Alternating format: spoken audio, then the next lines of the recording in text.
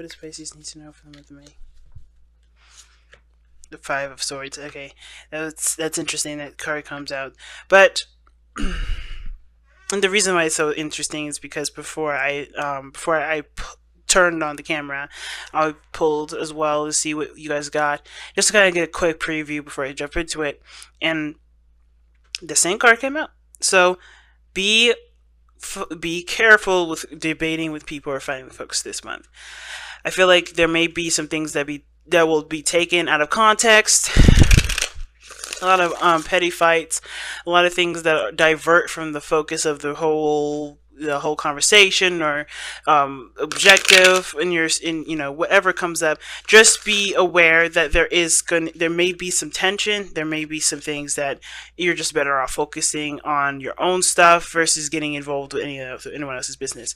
That said, be careful about selfishness and the tendency to do things because you want to do them and trumping everybody else. Be careful of that, because the Five of Swords could talk about making sure your needs are met, regardless of how anyone else feels about it. It can also indicate that, your truth reigns supreme, so you'll fight, tooth and nail to prove that your truth is right. Even if that means that you end up, losing friends or cutting people out of your life in regarding that, or people cut you out. So just make sure that whatever truth you're fighting for is really worth fighting for. And that's something that can, that doesn't necessarily need to make or break a friendship, but will if pushed too hard, okay? So why do we have the Five of Swords coming up, though? The Five of Swords could be a warning. We could also lose something in the month of May, but we could also gain some sort of understanding of what was lost by, from the month of May. So everything has its purposes and its benefits, but let's see why. Why does the Five of Swords come up for Pisces for the month of May? Okay. Oh, the Six of Pentacles. Oh, geez. Okay. What else can you tell us about that Six of Pentacles there? This balance. The Queen of Swords. Alright, so you may be dealing with a Libra, Gemini, Aquarius. But this person is like...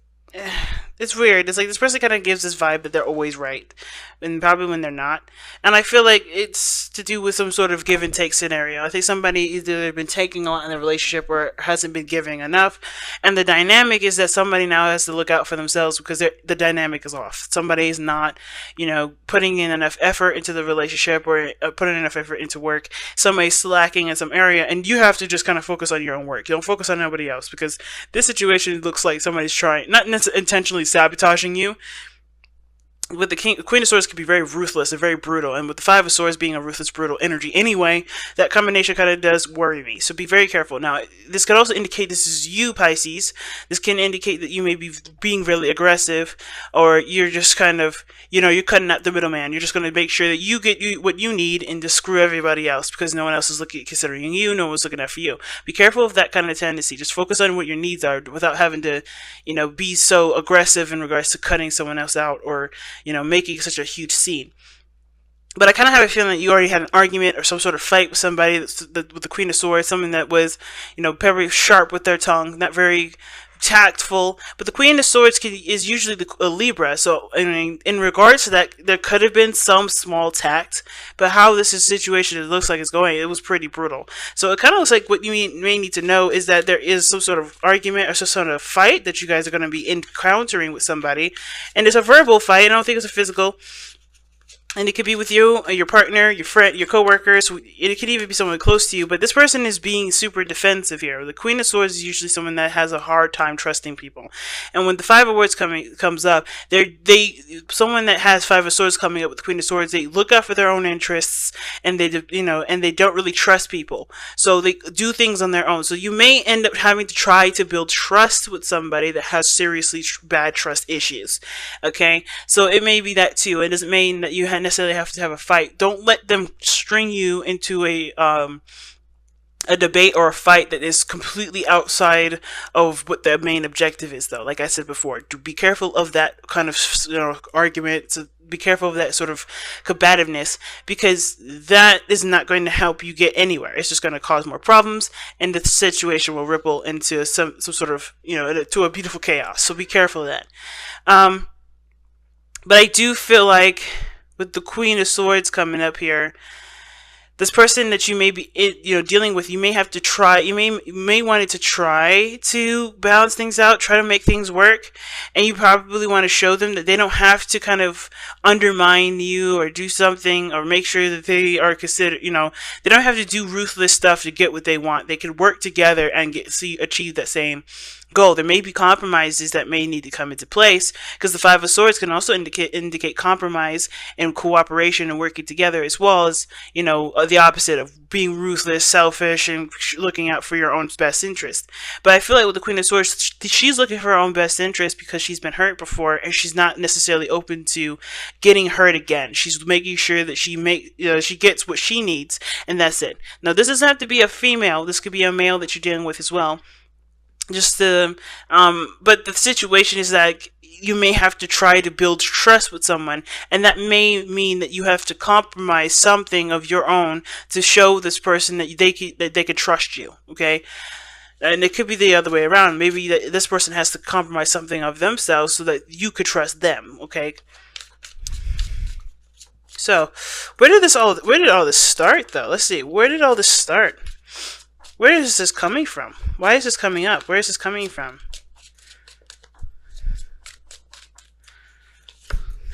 Oh, the Emperor. This coming from the Emperor. Somebody is super stubborn or super controlling in the relationship.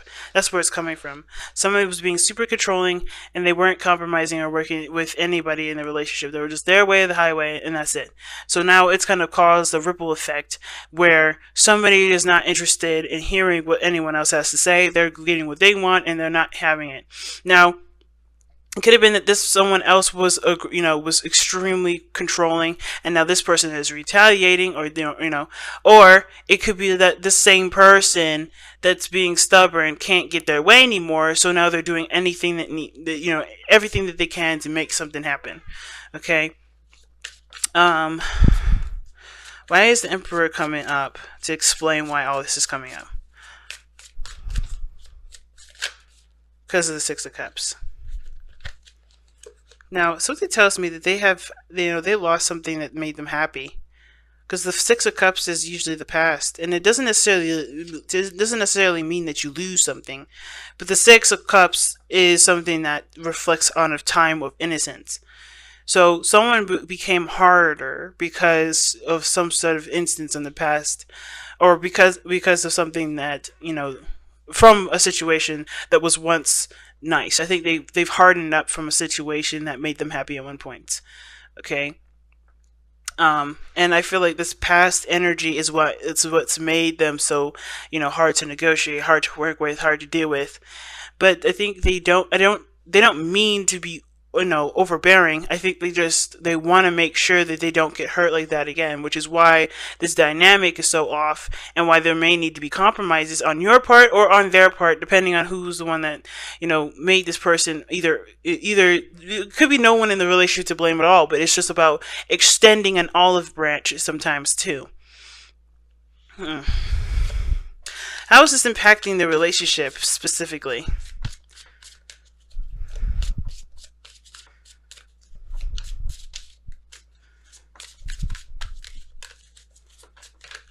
Okay, and it's affecting the relationship by the Two of Pentacles and the Hermit.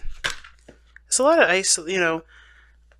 trying to keep the balance, trying to keep things from collapsing, and that does end up making things feel extremely lonely. I think the situation is that the problems are being not necessarily ignored but overlooked at the moment, because they're just there's a decision on how there needs to be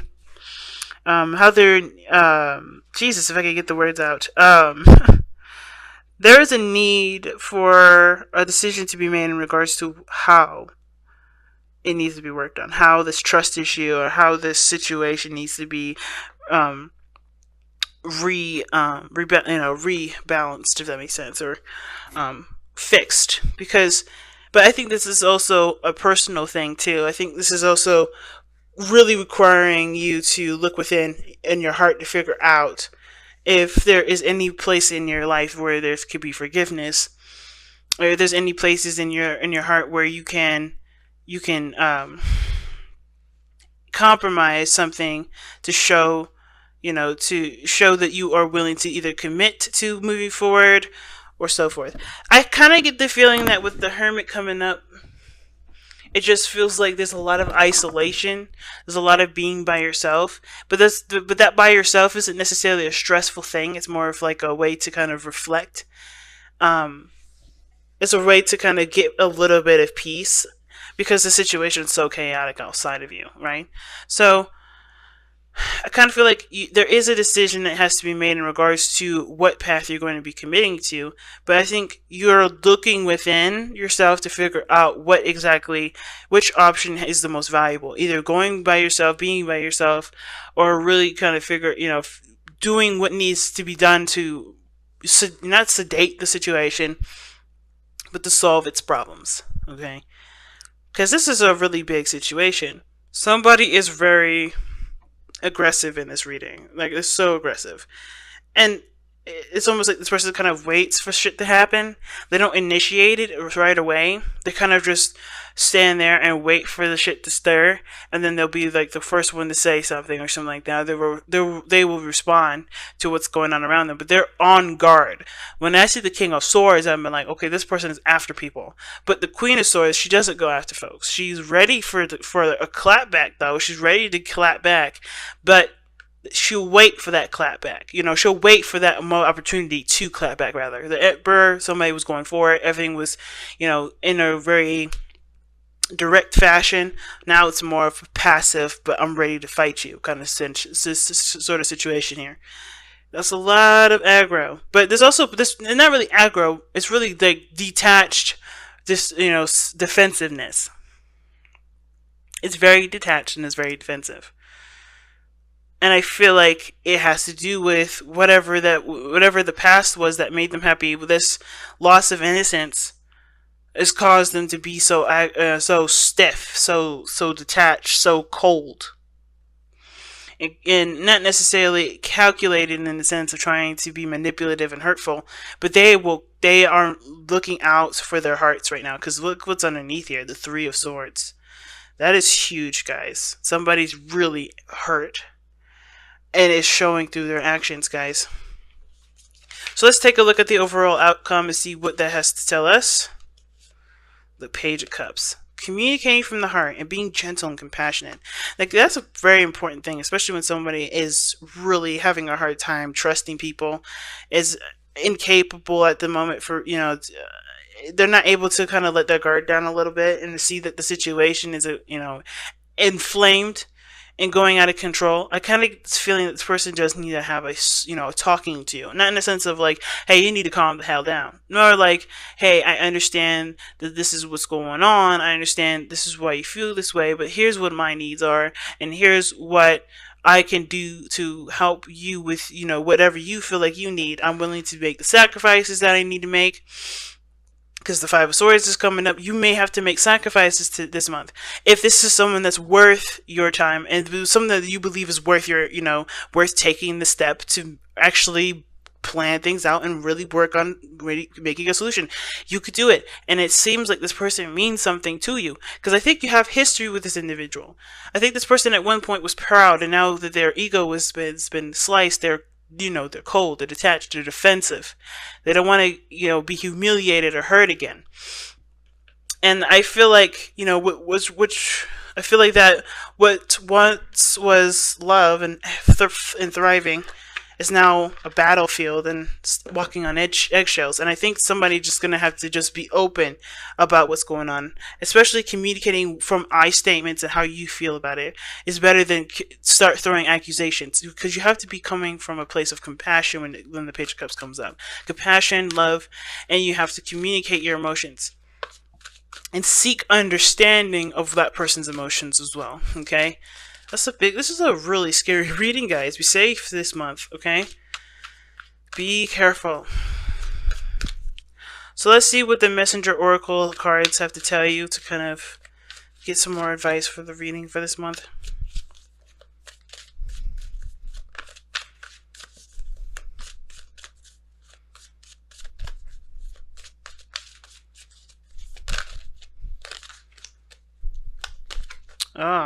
Nourish the soul, and the Hermit did come up. Nourish the soul is such a good card to get with this because with Hermit energy, that's talking about giving time and space for yourself to kind of understand and digest the circumstances around you, and as well as prepare yourself for the challenges that come up. The Hermit is only looking at what he's been through and healing the past, so he can take on the Wheel of Fortune that comes in and later on. He is the 9th card in the Major Arcana, after all. And I feel like right now there is you have to see this from within yourself. I feel like some of you guys may be really triggered and maybe even really hurt by this person. But remember, this person is trying to protect themselves. And if this is you being very aggressive, understand that the other person is experiencing your aggression or experiencing your defensiveness. And perhaps it's easier to be more, to consider your emotions and consider why you're in pain and really communicate what's been going on with you and talk about what boundaries need to be put in place so that way you can bring your sword down, versus continuously trying to, wait for something bad to happen, because it doesn't have to happen. Nothing bad has to happen. Nothing, terrible has to happen. There is a compromise that needs to, come about, but it'll bring better cooperation and it'll balance the relationship out a lot better. But it takes time. And with nourishing the soul, you have to honor what you are feeling. You have to honor and accept and acknowledge what you're feeling and understand where it's coming from. And not that, and remember that everyone that's around you is not out to get you, okay? Because I think that's another big thing I'm seeing. It's not you against the world. It doesn't have to be you against the world.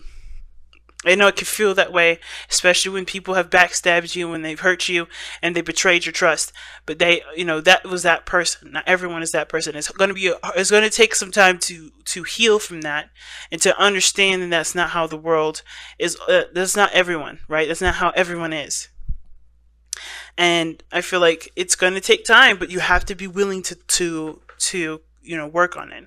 And it starts by giving yourself compassion and looking at your situation and giving yourself the understanding and nourishment that your soul needs.